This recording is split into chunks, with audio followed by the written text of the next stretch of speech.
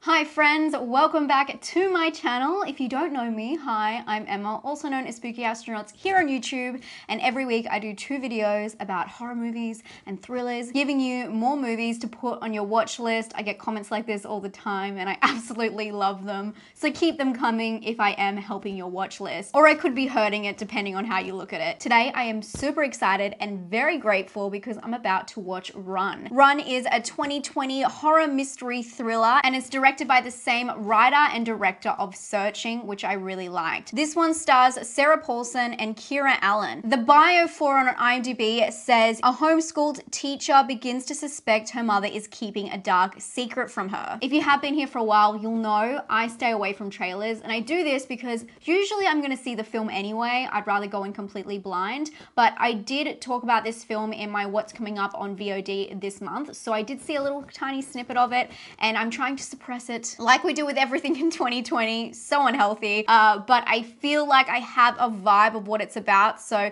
it'll be really interesting to talk about that later. I will keep this spoiler free because I want to let you know whether it's worth your time without spoiling anything for you, but I may put in a spoiler section at the very end, but I will give you full warning about it, so don't worry. The film has been released at the time of this video going up, but I was lucky enough for Hulu to send me a preview link, so I'm super excited and very grateful to get into this today. I asked over on my Instagram if you wanted to see a come chill with me or if you wanted a sit down review, and you wanted to come chill with me. So I'm gonna take you along with me today. Make sure you are following me on Instagram if you do want to decide these kind of things for my channel. It's just an easy and instant way for me to stay in contact with you. So my name is Spooky Astronauts over there. And without further ado, let's go hang out.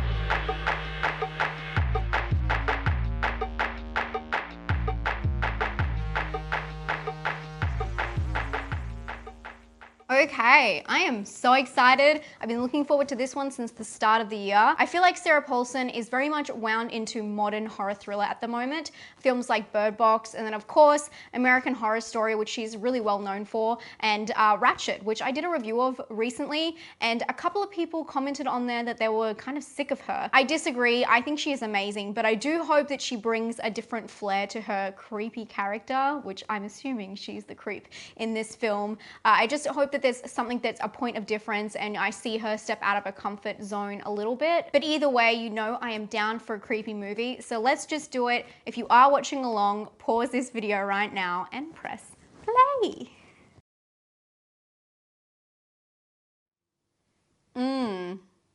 Okay, friends.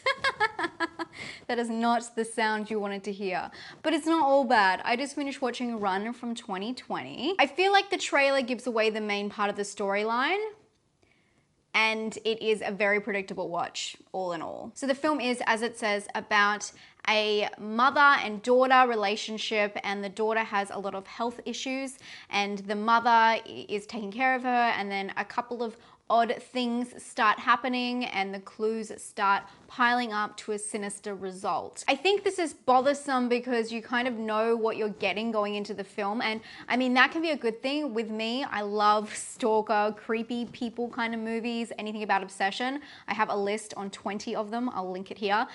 So sometimes you want to watch a film where you kind of know the storyline, and you know, like if it's about a cult or if it's about a stalker, you have that expectation going in, and so when you sit down on a Sunday night, sometimes you know it's going to be satisfying for you, but sometimes because you're waiting for a film for so long and the anticipation and hype is so intense for it, it just seems like you're waiting for it to deliver something else, something different, something new, and this film for me does not do that. In fact, I know several other films that kind of have the same plot line and even the same result. I have to say this was also hyped up by the fact that the director did Searching, which I mentioned before, which is a very interesting mystery film. The way it's shot, it's within a screen and you have to put together all the clues from reading things in the background and things like that, and it has a great dramatic conclusion. So I was hoping for this because from watching a little bit of the trailer. I kind of knew what I was getting myself into.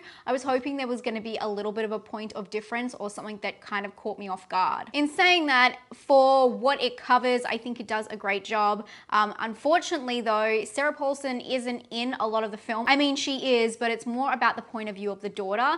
And there are a couple of points where these little, I don't know, like teasers are almost put in about Sarah Paulson, her character's past. And I would have really enjoyed going more into depth with that, because we don't really get a big explanation for motives and just the way things happen, especially to give those kind of clues. When you see it, you'll know what I'm talking about.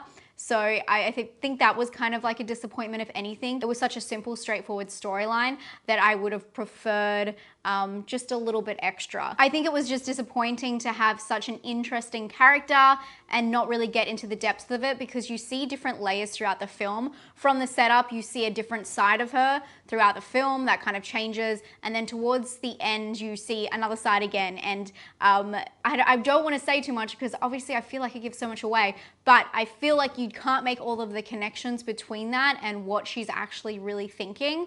And I think that's where the interest lies in the story, is why would a person do this? I mean, you know why, but you need to know a little bit more to really get sucked in. I hate saying it's not a horror, because I do think that this is a horror film, but it's more of a thriller in the way of the scares, because it's not, you know, jump out scares. It's more built on tension and things like quickly doing something before she comes back into the room just so she can suss out a clue, and things like that that happen throughout the story. So if you're a fan of that kind of tension building, this film is just full of that. I think it's really interesting that this film ended up being a VOD release on Hulu, because it was actually scheduled to be a theatrical release, and it still will be a theatrical release in some countries around the world next year. But I really do feel like, because it's such a simple, straightforward storyline, that it is more kind of suited to the VOD style. I think over marketing this kind of film is kind of going to break it in the way that they've gone about it. But I still think it's a good watch for people who are okay with going into a film that is quite predictable. I think it was shot very nicely. I don't have anything bad to say about any of the production quality, and the acting was quite good. I don't think that there's anything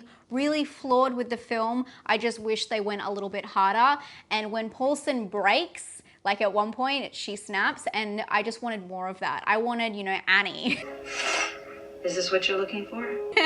I wanted some intense moments, and I felt like, as I said before, the intense moments came in the rush, the scurry, the secrecy, instead of a shocking, dramatic scene, which, I mean, obviously there's a climax to this film, but I wish there was a little bit more difference to what was going on, because you could really see how it was going to play out the entire time. So if you're after something that is a satisfying watch and you know what you're getting into, this one I would recommend to check it out. I am going to do a couple of spoilers, so stick around if you do want to see them, but my personal score for this film is a 6 out of 10. My originality score is a 3 out of 10, and scare score is, yeah, like a 3. I hope you enjoyed this video, and hopefully it gave you a better idea if you should spend your time watching this movie this weekend.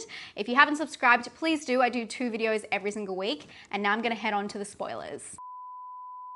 So, I mean, it was really hard for me to go through this review without talking about Munchausen by proxy. Obviously, that's what this film is about, and I feel like it was just so predictable from the start, and that is the snippet I kind of got the gist of when watching the trailer. So I knew that was going to happen, and I don't want to do a trailer reaction because I don't really think there's a point to do that right now. I was kind of disappointed because I feel like you're kind of led astray, or I guess it's a red herring at the start where you see the baby, and after seeing the trailer you think, okay, well, it can't be Munchausen because obviously the baby is sick. So you're kind of going through the options of what's happening, and as soon as you realize about the pill, the college, obviously it's a huge clue when she stops her car with the car door open and the lights on to run and get the mail. You know that something's going on the whole time. I just didn't know it was going to be that obvious, and when she finally goes downstairs and watches the video of the kid running, of Chloe running, I knew exactly what had happened. I'm like, she snatched a kid. It's very obvious. My big thing, which I was talking about in the start of the review, was when you saw that scar on her back in the shower, I just really wanted to know more about her, and also how different she changes from that meeting at the start where she sounds very supportive of her daughter and very much encouraging and encouraging of her independence. I thought it was just too much to put them in there to just try and sway the audience the other way when what they already were considering was the truth. With me, it just didn't align with her personality throughout the film. At first, she was very encouraging, and then you realize that she's kind of keeping her within the house and all of the clues. And at the end, she just has this overwhelming need for her. And I just feel like her personality changes and you see how calculated she is in things. Obviously, I'm not an expert on Munchausen by proxy, but I do think a lot of it is for attention, I believe. And in that respect, maybe she got more attention from the nurses when this happened to her first child, so she wanted to relive that, but she's not really getting attention from anybody or really profiting off the situation. And also, I do think, obviously it's a mental illness, so I don't know how self-aware people are, but with her kind of calculating what she's gonna do next and doing that to the postman and all that kind of stuff, I just felt like it didn't gel properly with what we had learned earlier about the character. I just feel like we need to know more. I've spent a lot of time researching the case of Gypsy Rose, which you can see the documentary Mummy, Dead and Dearest, and also the TV show The Act. I actually did a whole video breaking down the real differences between what we know and The Act, the TV show, which is quite accurate. And yeah, I've been very interested in Munchausen by proxy for a long time, and that's why I say if you know what you're getting yourself into with this film, I do think it's like a satisfying watch. I hate saying that. Obviously it's a very disturbing topic, but if you're interested in it, sometimes you just want something to scratch that itch. But with this, I just wanted a little bit more, and it's almost to me like an example of Occam's razor. It's the most simple, logical conclusion, and it was really easy to get your brain to realize that. Anyway, that's how I felt about Run. I did like some of the stylization choices, especially at the start. I didn't want to mention it because I didn't want to give away too much, but when all of the different things come up on the screen at the start, all of the different conditions she has, and then they highlight Run, I thought that was really cool. But unfortunately, it kind of sets you up for this sinister film, and it doesn't really deliver anything different than what we already have on hand. Anyway, I hope you enjoyed this video. If you did, please give it a thumbs up. It really does help me out. And if you haven't subscribed, come on, do it already. I have a great video coming up next week, which is gonna be super special. It's gonna come a little bit later in the week, but I promise I will have 2 videos up next week as always, and I'll see you then. Stay spooky. Bye.